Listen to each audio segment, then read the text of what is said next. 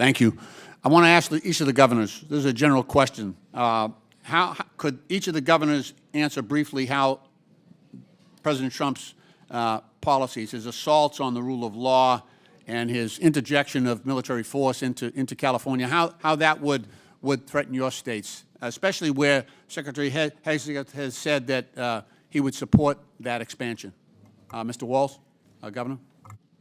Well, thank you, Ranking Member Lynch. Well, first of all, it's one of the federalism policy of this, especially when it comes to posse comitatus and the Insurrection Act. Governors are in charge. Our National Guard, as all of you know, serve in either Title 10 or Title 32 status under the role of governor. Right. And on all of these operations, the absolute pinnacle and the most critical piece is the coordination amongst them. And as a governor not being notified as local law enforcement, it creates a chaotic situation that they cannot operate as a joint unit. And governors are always there. We do it for floods. We do it for civil unrest.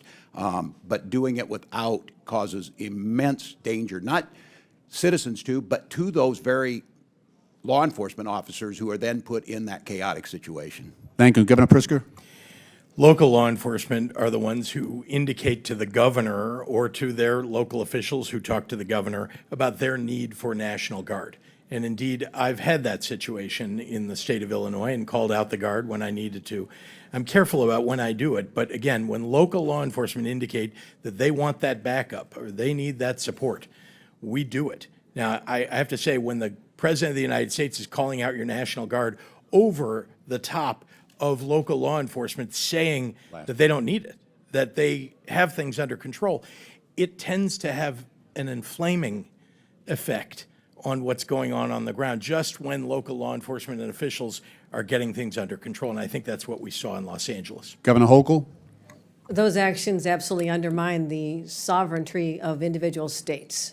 States' governors are the commanders-in-chief of the National Guard. They know what to do. As you've heard from my colleagues, we have deployed them in a number of occasions. But undermining confidence in local law enforcement, you're basically saying that there's not a belief that the highly trained individuals of our municipal police departments, like Los Angeles and the city of New York, for example, can't handle their jobs. I have more confidence in our law enforcement than perhaps the president does, and we ought to step back and say this is an overreach of epic proportions.